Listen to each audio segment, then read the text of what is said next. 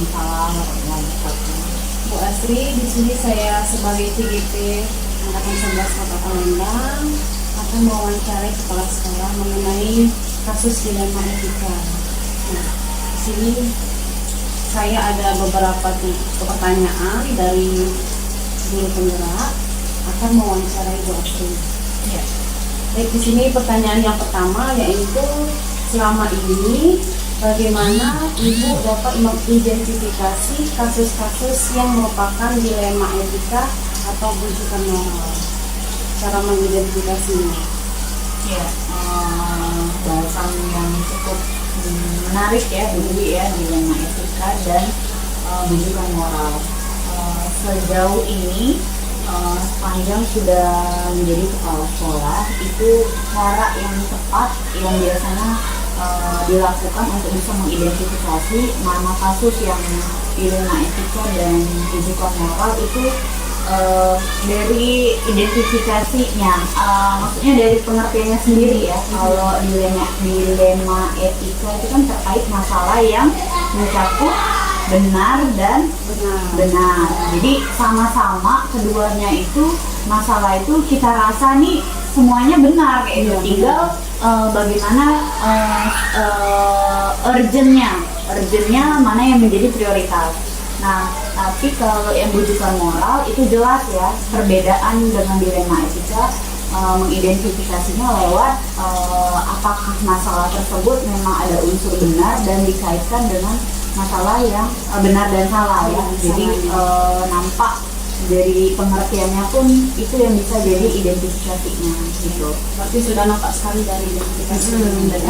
Baik Bu, pertanyaan yang kedua di sini, selama ini bagaimana Ibu menjalankan pengambilan keputusan di sekolah, terutama untuk kasus-kasus di mana ada dua kepentingan yang sama-sama benar atau sama-sama mengandung nilai kebajikan. Jadi di sini yang intinya kasus dilema etika. Nah, bagaimana Ibu cara mengambil keputusannya?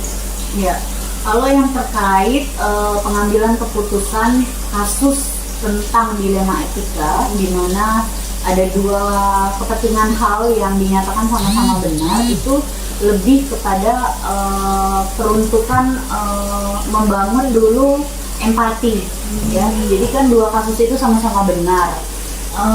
Misalnya nih, saya beri contoh misalnya kasus yang sama-sama benar. Misal ada guru yang nggak masuk, kayak gitu. Ada guru yang nggak masuk. Guru yang tidak masuk itu dengan alasan misalnya kecelakaan, kayak gitu kan. Dia benar tidak masuk kelas, kayak itu dengan alasan, kayak gitu, dengan alasan terjadi misalnya accident atau kecelakaan musibah segala macam kayak gitu. Nah, tapi anak murid juga benar kalau menuntut tetap harus dapat pembelajaran dari gurunya. Nah, hal yang seperti itu yang pertama untuk menyelesaikannya, pengambilan keputusannya itu yang pertama itu memang harus dibangun dulu jiwa empati, gitu. Empatinya kita yang misal nih yang guru dikasih dispensasi untuk take care, maksudnya tuh urusi dulu yang seputar dirinya tadi kecelakaan, urusan kelas nanti bisa dihandle sama kepala sekolah atau dihandle sama rekan guru yang kosong. Nah, jadi yang gurunya tetap terpelihara perasaannya kayak gitu, nggak merasa bersalah kayak gitu. Namun yang murid juga tetap dapat pembelajaran kayak gitu, dengan misalnya ada guru tiket yang menggantikan kayak gitu, atau misalnya kepala sekolah yang masuk ke kelas kalau memang memungkinkan waktunya. Nah, itu sih kalau dikaitkan sama contoh ya. Jadi semuanya itu benar kalau sama-sama menuntut, tapi untuk pengambilan keputusannya langkah selanjutnya itu ya lagi-lagi harus dipikirkan, semuanya harus sama-sama dalam keadaan yang sama-sama mendapatkan manfaat gitu. Jadi intinya itu begini ya, berarti setiap kali ada mau mengambil keputusan, berarti Ibu di sini mengutamakan tentang kebutuhan murid, maksudnya kan bagaimana yang tadi murid tadi harus belajar karena dia ini harus mendapatkan haknya. Kemudian juga di sini kita juga berkolaborasi seperti yang Ibu katakan tadi. Jadi kita harus berkolaborasi dan berpihak pada murid seperti itu ya. Iya. Baik, pertanyaan saya yang ketiga yaitu langkah-langkah atau prosedur seperti apa yang biasa Ibu lakukan selama ini?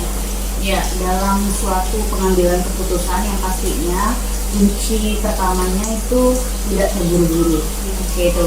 Dalam pengambilan keputusan kita nggak boleh terburu-buru, harus memang berdasarkan pemikiran yang matang, pemikiran dalam kondisi tenang sehingga bisa keputusan yang diambil itu tidak membenarkan salah satu pihak gitu.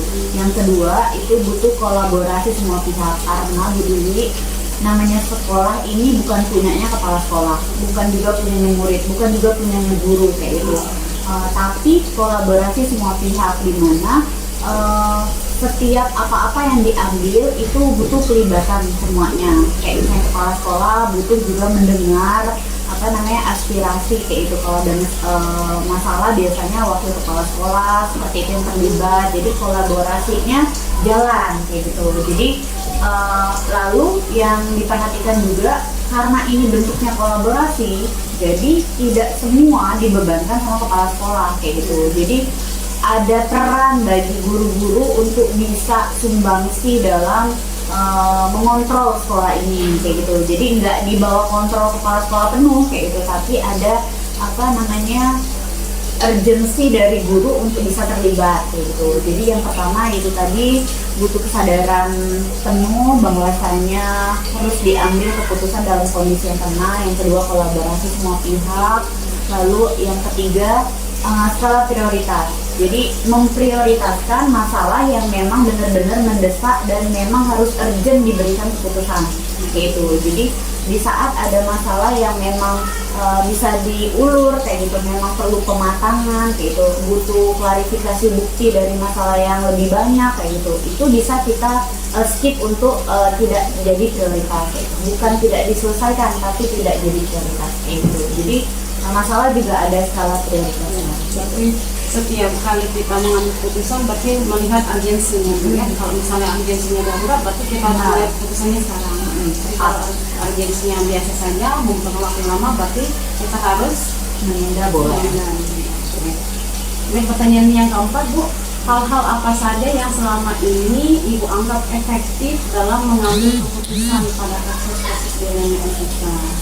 Wah, kalau hal yang efektif itu sejauh ini itu tadi ya, kolaborasi penting kayak gitu, itu efektif sekali karena terkadang apa yang kita pikirkan oleh seorang kepala sekolah itu belum tentu final, belum tentu fix kayak gitu ya. Jadi makanya butuh banyak orang yang terlibat seperti itu untuk misalnya klarifikasi, untuk pencarian bukti, pencarian data ya terkait hal yang memang ada di lapangan kayak gitu. Tentunya kan kalau itu berkolaborasi dengan API, masalah itu tuh akan terbuka terang kayak gitu, penyelesaiannya dan solusi atas masalah itu tersebut pun lebih mudah diambil. Gitu. Berarti kita harus berkolaborasi dengan berbagai pihak ya. Ibu, lanjut yang pertanyaan saya yang kelima yaitu hal-hal apa saja yang selama ini merupakan tantangan dalam pengambilan keputusan pada kasus-kasus dilema etika. Tantangannya. Kalau tadi yang efektif itu kolaborasi ya. Nah, kalau yang menjadi tantangan justru yaitu juga ya kolaborasi karena tidak jarang kayak gitu. Tidak jarang sebagian guru itu belum muncul kesadarannya untuk saling berkolaborasi, dan juga manajemen waktu ya terkadang kan terkendala misalnya dengan jadwal yang serba dalam satu waktu numpuk nih tugas kayak gitu ya. Jadi untuk penjadwalan waktu, manajemen waktunya jadi suka terbentur. Kepala sekolah ada waktu, gurunya yang memang padat full kayak gitu kan. Nah itu juga jadi suatu tantangan sih bagaimana kita memanage waktu tersebut agar kita duduk bareng untuk membahas suatu topik misalnya kayak gitu. Jadi kita harus mempunyai waktu. Baik, Bu. Pertanyaan selanjutnya, Bu, apakah Ibu memiliki sebuah jadwal tertentu dalam sebuah penyelesaian kasus dilema etika. Nah, apakah ibu langsung menyelesaikannya di tempat atau memiliki sebuah jadwal untuk menyelesaikannya? Bentuk atau prosedurnya seperti apa yang ibu lakukan? Kalau untuk kasus-kasus dilema etika ini ya cenderung itu lebih pada skala prioritas tadi yang itu tadi ya, masalah yang mendesak yang memang harus di hari itu memang harus cepat penyelesaiannya, yang memang harus cepat dicari solusinya itu tadi kayak gitu. Tapi untuk masalah yang memang butuh urgent, butuh itu tadi, butuh pengumpulan data kayak gitu, butuh dari banyak aspek pihak kayak gitu, butuh tanya kayak gitu ya, butuh data yang lebih komplit. Nah itu memang kan pengerjaannya jadi memakan waktu. Nah itu yang memang yang tidak bisa diambil dalam jangka waktu cepat kayak gitu. Jadi itu sih kembali lagi ke skala prioritasnya kayak gitu. Skala prioritasnya yang memang masalah yang memang harus cepat diambil solusi kayak gitu, itu harus yang didahulukan. Oke Bu, lanjut Bu. Adakah seseorang atau faktor-faktor apa yang selama ini mempermudah atau membantu Ibu dalam mengambil keputusan dalam kasus dilema etika? Apakah ada orang yang membantu? Ya, kalau dalam penyelesaian kita untuk urusan sekolah ini kita kembali lagi ke kolaborasi.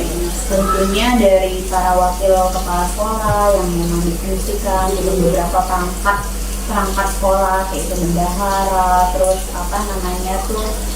para tenaga teknis ya, TU kayak gitu. Nah itu memang orang-orang yang bersumbangsi ya, memberi sumbangsi dalam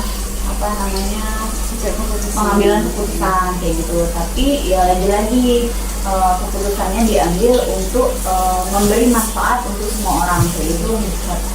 Jadi nggak berpihak pada satu aja kayak gitu. Jadi karena yang memikirkannya banyak kepala kan guru ya kayak gitu. Jadi banyak pihak yang dilibatkan. Jadi nggak akan mungkin untuk lebih menguntungkan ke salah satu orang gitu. Jadi kita itu harus penting sekali namanya berkolaborasi. Jadi setiap kali ada keputusan itu kita harus bekerja sama dengan pihak-pihak terkait gitu ya. Yang mana tujuannya yaitu berpihak pada manusia. Jadi Bu, yang pertanyaan terakhir, dari semua hal yang telah disampaikan tadi Bu ya, pembelajaran apa yang dapat Ibu petik dari pengalaman Ibu dalam mengambil keputusan dilema etika? Ya, pastinya yang dulu ya, di dalam suatu hal yang sama-sama benar itu akan ada banyak hal yang kita dapat ya, karena hal yang sulit kan terkadang kan, oh yang ini wajar nih kayak gitu kan, yang ini juga benar kayak gitu kan. Nah hal yang bisa diambil yang saya rasakan itu adalah butuhnya memang kita itu memanusiakan manusia kayak gitu tadi, yang empatinya kuat kayak gitu, yang kita dalam kesadaran penuh bahwasannya kita ini harus berada di pihak yang mana, harus berada di pihak yang berpihak ke guru kah atau berpihak kepada murid kah kayak gitu ya. Jadi harus berada di posisi yang memang benar tepat kayak gitu, tidak merugikan salah satu pihak kayak gitu. Lalu ya itu tadi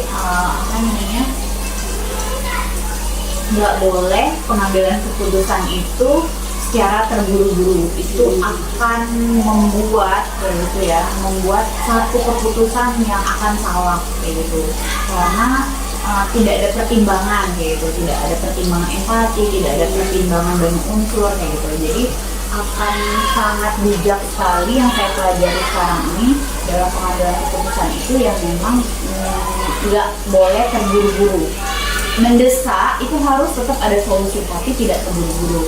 Tetap misalnya datanya, pengklarifikasiannya kayak itu, terus menanyakan kepada beberapa yang mengetahui. Nah itu kan pencarian data ya, pencarian data di lapangan kayak gitu.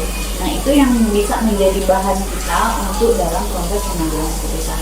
Itu sih sebagainya.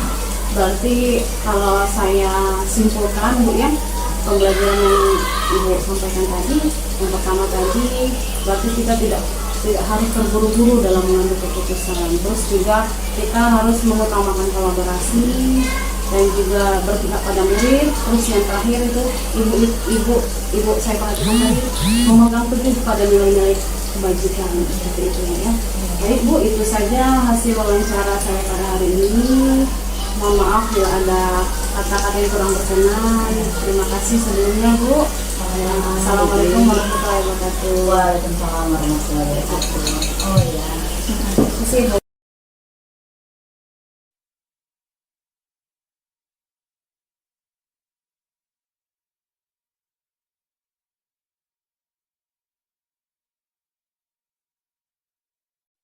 Assalamualaikum warahmatullahi wabarakatuh. Waalaikumsalam warahmatullahi wabarakatuh. Perkenalkan Pak, nama saya Dwi Rahma, saya CGP Angkatan 11 Kota Palembang. Di sini saya ada tugas dari guru penggerak. Saya akan mewawancarai beberapa kepala sekolah. Nah, di sini salah satunya Bapak sendiri. Baik Pak, saya mulai ya Pak ya.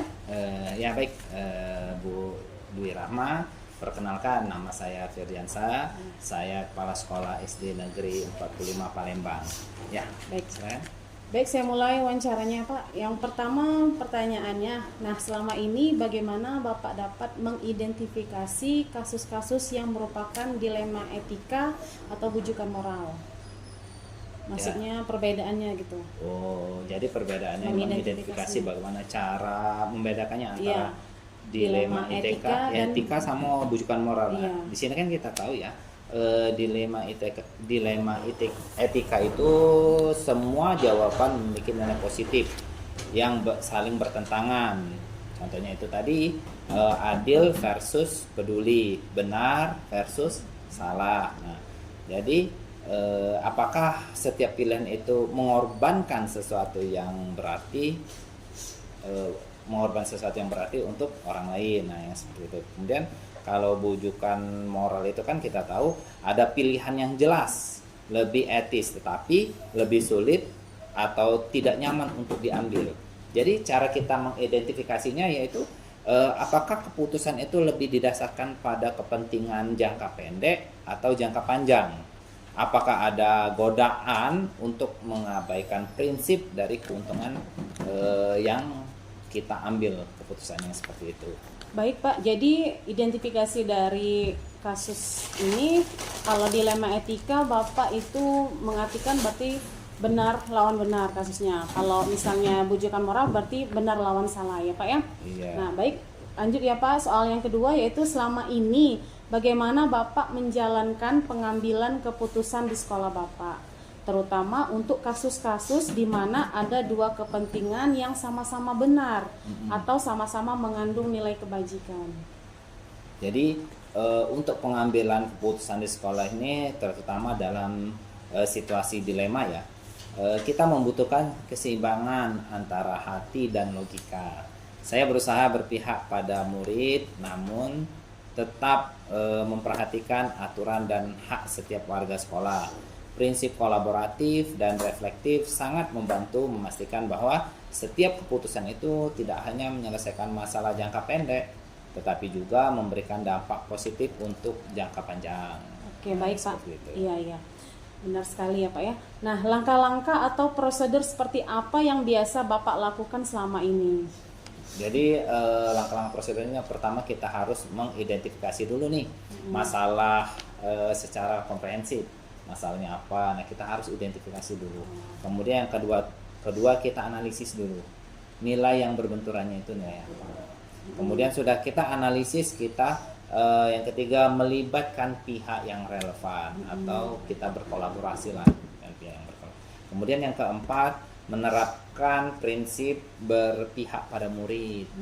Nah, kita menerapkan prinsip berpihak pada murid. Kemudian mengambil keputusan yang bertanggung jawab dan kita harus merefleksi dulu nih untuk pengambilan keputusan di masa depan. Oke, baik Pak. Jadi banyak sekali ya Pak ya langkah-langkah yang akan Bapak lakukan seperti Betul itu. sekali. Iya. Baik Pak, nah ini hal-hal apa saja yang selama ini Bapak anggap efektif dalam mengambil keputusan pada kasus-kasus dilema etikanya? Yang pertama itu kita harus berpikir berbasis nilai-nilai kebajikan universal. Yang kedua itu kita harus berkolaboratif dan partisipatif terutama. Kemudian yang ketiga itu fokus pada solusinya, dan terakhir kita harus transparan. Ya, Seperti baik. itu. Ya. Lanjut ya Pak ya, hal-hal apa saja yang selama ini merupakan tantangan dalam pengambilan keputusan pada kasus-kasus dilema etika? Ya, tantangannya yang pertama itu benturan antara nilai dan kepentingan. Itu sering sekali terjadi. Benturan antara nilai dan kepentingan. Yang kedua itu tekanan dari berbagai pihak. Itu pasti ada sebagian dari kasus itu yang tekanan dari berbagai pihaknya. Kemudian yang ketiga itu ada dampak psikologis dan emosionalnya. Kemudiannya mungkin kita itu kurangnya data atau informasi dari permasalahan tersebut. Kemudian yang kelima mungkin konsekuensi jangka panjang yang tidak terduga. Ada juga konsisten dalam penerapan kebijakan, dan mungkin konflik internal dan kebutuhan untuk bersikap netral. Itu ya. Iya, berarti banyak sekali ya Pak Ya. tantangan yang telah Bapak lakukan selama ini. Nah, selanjutnya ya Pak ya, apakah Bapak memiliki sebuah jadwal tertentu dalam sebuah penyelesaian kasus dilema etika? Apakah Bapak langsung menyelesaikannya di tempat atau memiliki sebuah jadwal untuk menyelesaikannya? Nah, bentuk atau prosedurnya seperti apa yang Bapak jalankan di sini? Ya, dalam menangani kasus dilema etika, saya biasanya menerapkan prosedur yang fleksibel saja, namun tetap terstruktur. Jadi saya berusaha menyelesaikan kasus-kasus mendesak yang dilemparkan kepada saya agar tidak mengganggu aktivitas sekolah. Jadi ketika ada hal-hal yang mendesak itu baru kita selesaikan. Sementara kasus yang tidak mendesak itu bisa ditangani secara bertahap agar keputusan yang diambil itu lebih matang, dengan penjadwalan seperti itu. Dengan penjadwalan yang jelas dan prosedur yang fleksibel, setiap keputusan itu bisa diambil secara tepat dan akuntabel. Tetap berpihak pada murid dan memperhatikan harmoni di lingkungan sekolah. Iya, Seperti itu. banyak sekali juga Pak Iya. ya. Jadi waktunya Berarti- harus fleksibel. Iya, waktunya harus fleksibel. Terus yang paling utama itu berpihak pada murid ya Pak ya. Berpihak pada murid. Betul Baik sekali. Pak, lanjut. Di sini apakah ada seseorang atau faktor apa yang selama ini mempermudah atau membantu Bapak dalam pengambilan keputusan dalam kasus-kasus dilema etika? Biasanya saya mendapat banyak sekali bantuan dari berbagai pihak yang membantu saya. Saya bisa berkolaborasi. Contohnya itu saat ini saya dibantu biasanya oleh guru, oleh orang tua wali murid, oleh masyarakat untuk dapat berkolaborasi bersama. Nah, berarti penting sekali ya Pak kolaborasi itu. Benar Iya. sekali. Pertanyaan yang terakhir ya Pak ya. Nah, dari semua hal yang telah disampaikan, pembelajaran apa yang dapat yang Bapak petik dari pengalaman Bapak dalam mengambil keputusan dilema etika? Jadi pembelajaran penting yang saya petik dari pengalaman ini, yang pertama itu pentingnya berpihakan pada murid. Kemudian tidak ada solusi yang sempurna ya. Iya. Kemudian refleksi dan evaluasi itu paling penting. Kemudian komunikasi yang terbuka, peran kebijakan dan empati, kolaborasi, nah, itu yang paling penting. Kemudian fleksibilitas dalam menyikapi situasi. Wah, luar Iya. biasa ya Pak ya. Berarti banyak sekali pembelajaran yang telah Bapak lakukan selama ini. Baik Pak, itu saja wawancara saya hari ini. Lebih dan kurang saya mohon maaf kalau misalnya ada kata-kata yang kurang berkenan di hati Bapak. Baik. Saya ucapkan terima kasih. Wassalamualaikum warahmatullahi wabarakatuh. Waalaikumsalam warahmatullahi wabarakatuh.